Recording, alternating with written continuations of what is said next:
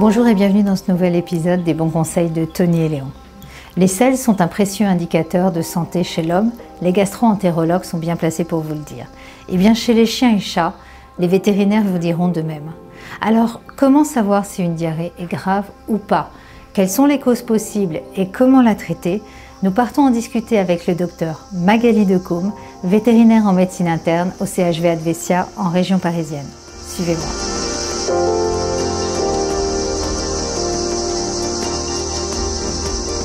Bonjour Magali. Bonjour Valérie. Merci de nous ouvrir tes portes dans le service de médecine interne d'Advesia. Aujourd'hui, je viens de parler d'un sujet qui touche souvent nos propriétaires de chiens et chats et auquel on est souvent confrontés, la diarrhée.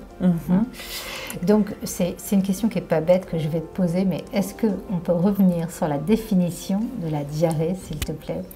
Donc la diarrhée consiste en l'observation de selles qui sont molles, qui peuvent être très liquides, souvent avec une fréquence aussi de défécation qui sera augmentée. D'accord, parce qu'en moyenne, un chien, ça fait des selles une fois par jour. Quand on est au-delà de 2-3 émissions de selles par jour, on peut parler de diarrhée chez un chien? Alors, non, on parle de diarrhée vraiment quand les selles sont ramollies, puis c'est vraiment la définition de la diarrhée en elle-même. Par contre, effectivement, selon l'endroit qui sera atteint, donc dans le tube digestif, on a plusieurs portions avec le petit intestin, le gros intestin. Effectivement, on va avoir une fréquence de selles qui peut être augmentée selon l'atteinte que l'on observe, et là, effectivement, c'est pas normal. Voilà, donc la diarrhée, c'est vraiment quand même une histoire à la base de consistance. Exactement. Un problème il y a souvent aussi un problème de coloration des selles. Alors moi j'allais te poser la question, quelles sont les causes principales de diarrhée, sachant qu'il y a deux types de diarrhée possibles. La diarrhée aiguë, c'est-à-dire celle qui vient de survenir et qui dure depuis très peu de temps, de la diarrhée chronique qui dure depuis plus de 3 semaines. Donc on va parler d'abord de la diarrhée aiguë. Bon, une diarrhée qui dure depuis 24 heures chez son animal et l'animal n'a pas d'autres signes apparents. On ne va pas parler tout de suite d'urgence. Non, effectivement.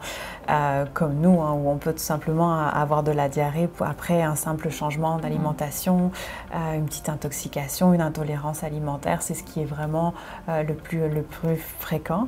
On a d'autres causes qui peuvent être plus sérieuses sur une diarrhée qui peut être aiguë, notamment des corps étrangers, mais c'est souvent associé à d'autres signes cliniques que simplement une petite diarrhée. Ouais. Donc effectivement, dans un premier temps, pas trop s'inquiéter, simplement traiter avec un traitement symptomatique ou un changement alimentaire. Voilà, donc généralement, si l'animal ne vomit pas, n'a pas de fièvre, n'est pas abattu, a juste une petite diarrhée, là, on peut conseiller en termes d'alimentation d'adapter avec un régime, on va dire, spécifique. Qu'est-ce que tu conseilles en général dans ces cas-là? Souvent, comme on le ferait pour nous, c'est de nourrir avec une nourriture qui se digère très facilement, notamment le blanc de poulet se digère facilement, le riz également. Puis effectivement, on peut ajouter, pour que ce soit équilibré, on peut ajouter quelques légumes ou des carottes, ce genre de choses, mais on va privilégier la viande blanche et le riz. Voilà. Est-ce qu'il faut faire une diète un petit jeune quand il y a une diarrhée chez un animal ou pas forcément? Alors ça, c'est très discuté au sein des vétérinaires. C'est vrai qu'auparavant, une diarrhée ou des vomissements recommandaient en 24 heures de jeûne avant de commencer à réalimenter. Aujourd'hui, j'aurais tendance à dire tout dépend vraiment de l'état de l'animal. Pour une diarrhée, j'aurais pas forcément tendance à recommander un jeûne.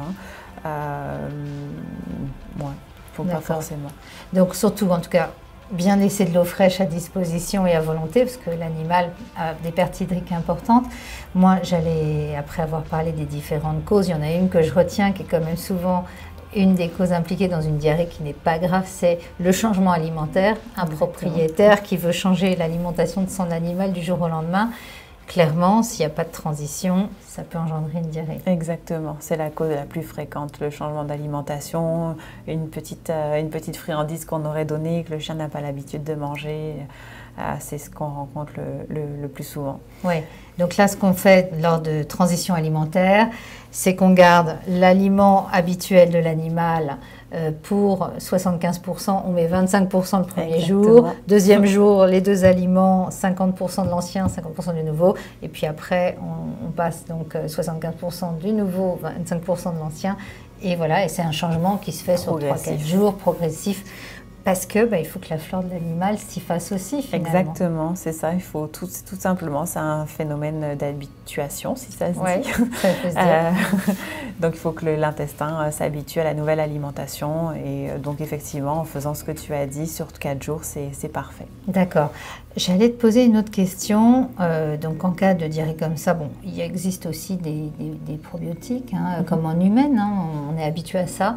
Ça existe aussi chez les animaux, je crois. Hein. Exactement. Donc, est-ce qu'on en conseille sur une petite diarrhée comme ça, qui n'est pas encore, qui est une diarrhée aiguë, qui n'est pas chronique?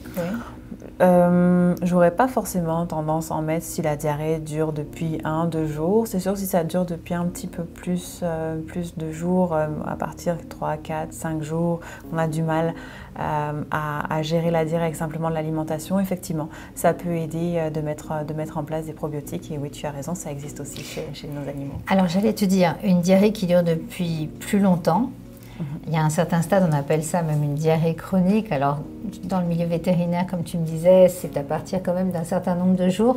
Là, il faut consulter parce que les causes peuvent être potentiellement plus embêtantes. Exactement. Donc là, c'est plus du tout la même chose. Et sur une diarrhée qui dure depuis plus de 3 semaines, surtout si elle est associée à d'autres signes cliniques, qui est l'abattement, la perte de poids, il va falloir consulter parce qu'on peut être face à des maladies plus sérieuses. On a des maladies qui concernent simplement le tube digestif, qui sont les maladies inflammatoires chroniques des intestins qui sont les plus fréquentes. Maintenant, un corps étranger peut aussi devenir chronique. Et d'autres maladies qui touchent le foie, les reins, certaines maladies aussi endocriniennes, donc des déficits de production de certaines hormones peuvent causer des diarrhées chroniques également. Voilà, et là, le traitement sera évidemment en fonction de la maladie qui aura été diagnostiquée. Bon, en tout cas, je te remercie Magali pour tous tes conseils. J'espère que cet épisode vous aura été utile. N'hésitez pas à nous suivre sur les bons conseils de Tony et Léon. Retenez qu'une diarrhée de moins de 24 heures, si l'animal est en bonne santé, en bonne forme, n'est pas une urgence et qu'avec un changement, tout simplement, un régime alimentaire adapté avec de la viande blanche et du riz, on arrive très bien à faire rétrocéder. Par contre, si la diarrhée dure depuis plus longtemps et qu'effectivement l'animal présente aussi des signes de fatigue ou d'autres signes anormaux, dans ce cas, consultez votre vétérinaire. Maintenant, prenez bien soin de vos animaux et à très bientôt. Au revoir. Au revoir.